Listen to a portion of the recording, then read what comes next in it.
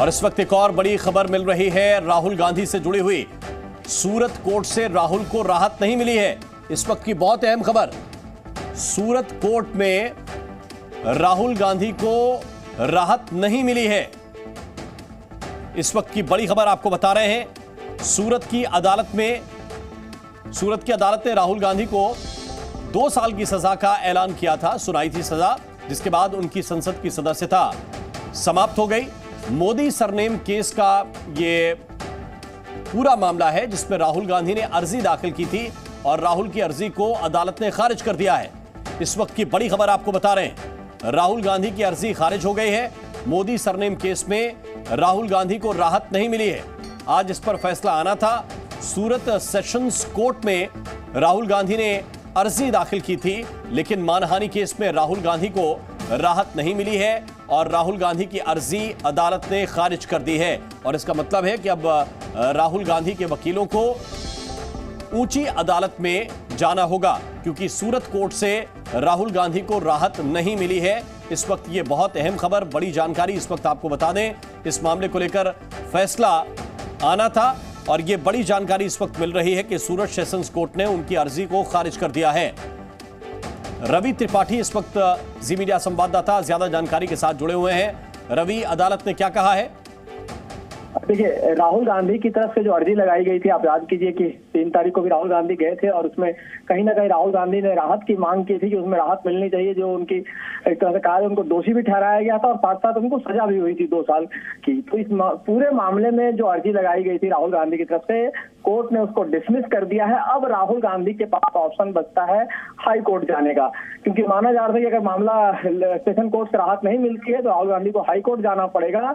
यानी कि lower court यानी सेशन कोर्ट से जो राहत उनको मिलने की उम्मीद थी वो राहत नहीं मिली है। अब राहुल गांधी की अभी भी 2 साल की जो सजा है वो बरकरार है और साथ ही साथ उनको जो दोषी ठहराया गया था वो भी मामला बरकरार है।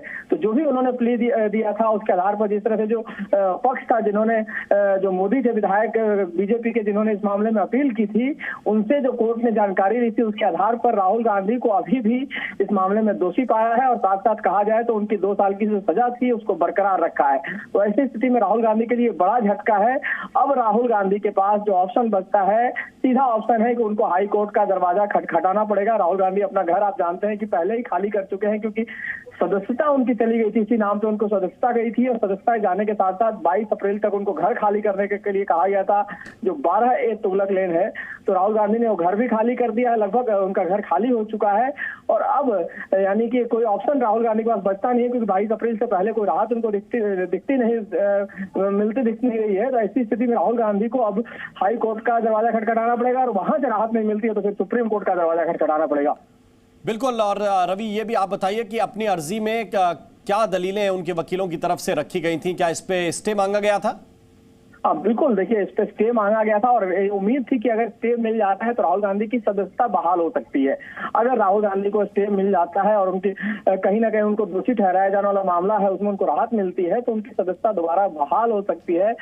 और जो तर्क दिए गए थे, आप याद कीजिए, अभिषेक मनु सिंघवी ने बार बार जो तर्क दिया था वही कोर्ट में दिया गया था कि चूंकि ये मामला कोलार का है, कर्नाटक का है और इस मामले में सूरत में कोर्ट में इसमें सुनवाई नहीं हो सकती है। पहला तर्क ये दिया गया था। दूसरा तर्क ये दिया गया था कि जो 3 लोगों के खिलाफ जो राहुल गांधी ने कोलार में बयान दिया था, जिसमें ललित मोदी हो, नीरव मोदी हो, चाहे प्रधानमंत्री नरेंद्र मोदी हो, इनमें से तीनों में किसी ने कोई कंप्लेंट नहीं था।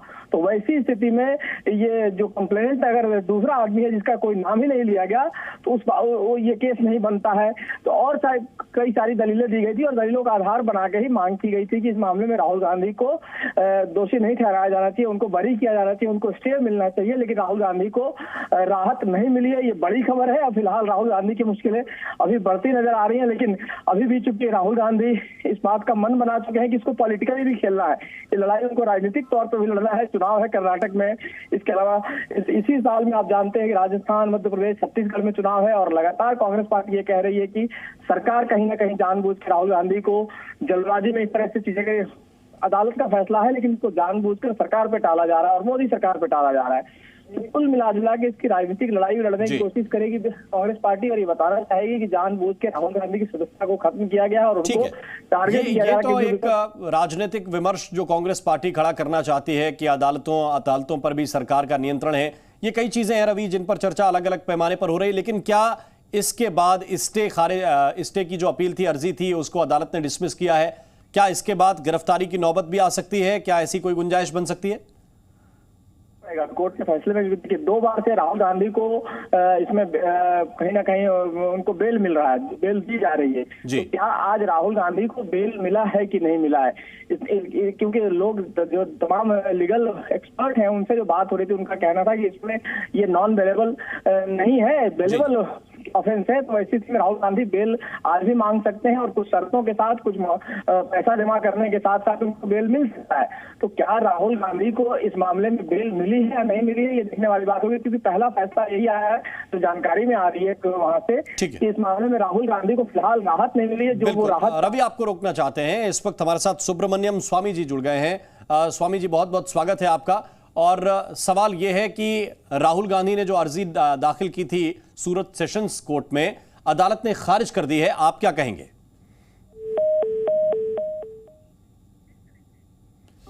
वापस सुब्रमण्यम स्वामी के पास जाएंगे और उनसे सवाल लेने की कोशिश करेंगे। लेकिन इस वक्त बड़ी खबर आपको बता रहे हैं कि मानहानि केस में 2 साल की सजा बरकरार रहेगी राहुल गांधी की। सूरत सेशंस कोर्ट ने राहुल गांधी को राहत नहीं दी है और उनकी जो स्टे की अर्जी थी और स्टे की अर्जी ऊपर हमने कन्विक्शन जे कर्યું છે એની ઉપર અમને કાયમી મનાઈ હુકમ આપો, એ અમારી રજૂઆત નામદાર કોર્ટે રદ કરી છે। અમારી એ અરજી નામદાર અદાલતે રદ કરી છે અને એ નામદાર અદાલતના હુકમ સાથે અમે સંમત નથી। કોંગ્રેસ પાર્ટી આદરણીય રાહુલજી સંમત નથી, એટલે હવે અમારે માટે ન્યાયનો રસ્તો છે કે ગુજરાત હાઈકોર્ટમાં અમે સ્ટે અરજી દાખલ કરીશું અને મનાઈ। સુરત શહેરના જે પ્રમુખ છે તે જોડાયા છે, તેમની સાથે આપણે વાતચીત કરીશું। જજમેન્ટ કોર્ટનો ચુકાદો આવી ગયો છે, અમારો રસ્તા હજી ખુલ્લા છે, અમે ન્યાય માટે આગળ લડીશું। આગળ ન્યાયના આગળના દ્વાર જે છે હજી ઘણું બાકી છે, અમે જઈશું। જી, આપે જે રીતે જોયું તે રીતે 2 કલાકની અંદર જે ઓર્ડરની જે કોપી છે તે કોપી આવી જશે અને ત્યારબાદ ખાસ કરીને આવતીકાલે હાઈકોર્ટમાં ફરીથી સ્ટે ઓફ કન્વિક્શનને લઈને ફરીથી અરજી કરવામાં આવશે। મહત્વની વાત છે કે જે રીતે કોંગ્રેસના જે નેતા છે તેમના દ્વારા જે રીતે નિવેદન આપવામાં આવ્યું છે કે આવતીકાલે આ જે કેસ છે તે કેસને લઈને રાહુલ ગાંધી ફરીથી અમદાવાદ હાઈકોર્ટ ખાતે ઉપસ્થિત રહેશે તેવી પૂરેપૂરી શક્યતા જોવા મળી રહી છે। જી, Zee News.